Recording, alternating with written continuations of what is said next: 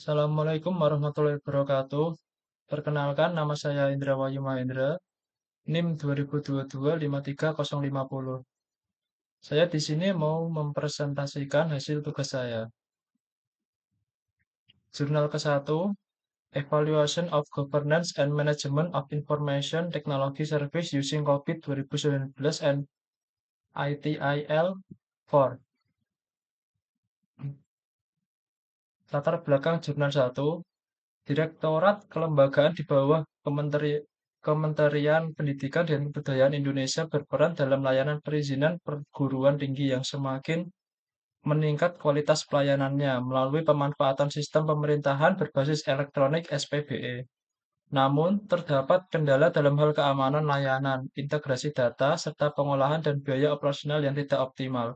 Untuk meningkatkan layanan dan mencapai kepuasan pengguna, diperlukan evaluasi tata kelola dan manajemen layanan TI menggunakan kerangka COVID 2019 dan ITIL 4.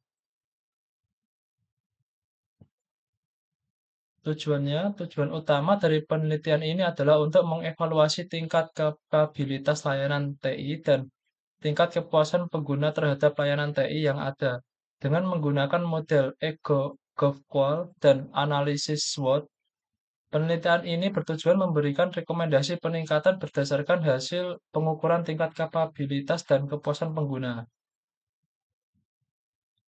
Manfaat yang pertama, mengidentifikasi area yang membutuhkan perbaikan dalam tata kelola dan manajemen layanan TI. Yang kedua, meningkatkan kepuasan pengguna layanan TI di perguruan tinggi. Yang ketiga, memberikan masukan berbasis bukti untuk kebijakan peningkatan layanan SPBE. Untuk kerangka teoritis dalam penelitian ini didasarkan pada gabungan COVID 2019 dan ITIL 4.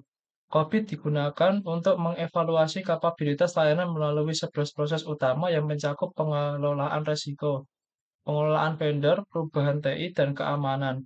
ITIL 4 melengkapi COVID dengan fokus pada peningkatan kualitas layanan yang berkesinambungan. Model e-GovQual digunakan untuk mengukur kepuasan pengguna terhadap kualitas layanan SPBE yang ada. Analisis SWOT membantu merumuskan rekomendasi peningkatan yang berbasis pada hasil dari analisis kapabilitas dan kepuasan pengguna. Untuk jurnal kedua, Measurement of the IT Helpdesk Capability Level Using the COVID-5 Framework.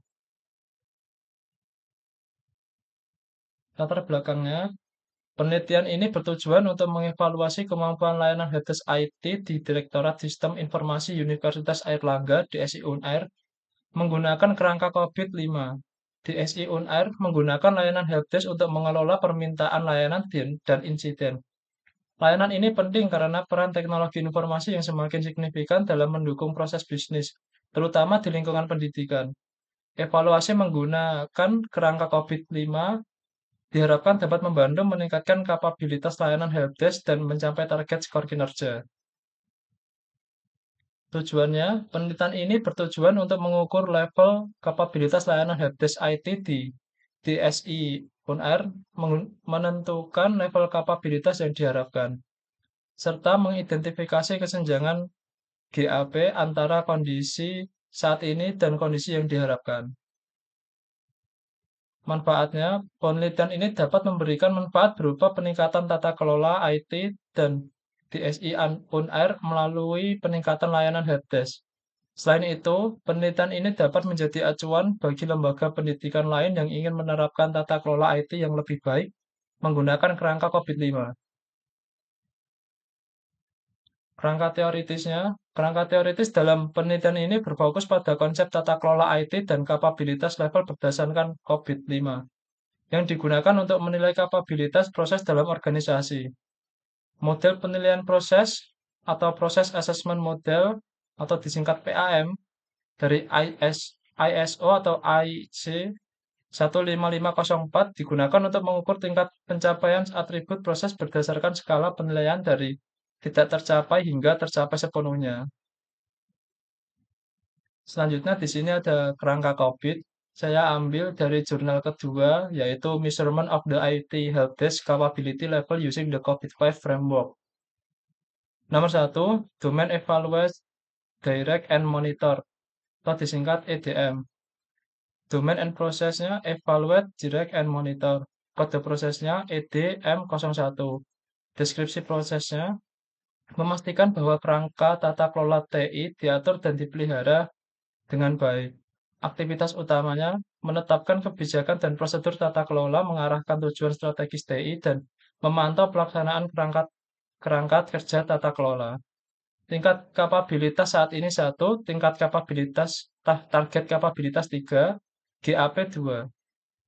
Rekomendasi mengembangkan kebijakan dan standar tata kelola TI yang formal, memperkuat peran pengawasan manajemen senior, serta melakukan evaluasi berkala untuk memantau kebutuhan terhadap kerangka tata kelola. Yang nomor 2, Domain Alike Plan and Organize, atau disingkat APO. Domain and Process, Alike Plan and Organize.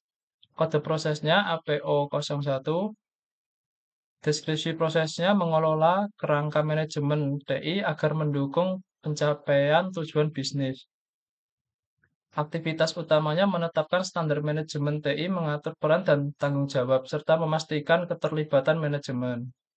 Tingkat kapabilitas saat ini 2, target kapabilitas 3, GAP 2, rekomendasi menyusun kebijakan formal terkait kerangka kerja manajemen TI, meningkatkan keterlibatan eksklusif dalam alokasi sumber daya, dan menetapkan mekanisme pengawasan untuk memastikan implementasi kerangka manajemen TI yang efektif. Oke, yang nomor 3, Domain Build, Acquired, and Implement, atau disingkat BAI. Poin-poinnya, menggunakan metode manajemen proyek yang terstruktur, menyiapkan rencana pengelolaan risiko proyek, dan meningkatkan pengawasan agar proyek berjalan sesuai anggaran dan waktu. Yang nomor 4, Domain Deliver Service and Support, atau disingkat DSS. Meningkatkan monitoring terhadap insiden dan masalah operasional, serta memperkuat proses pelaporan dan analisis untuk peningkatan layanan.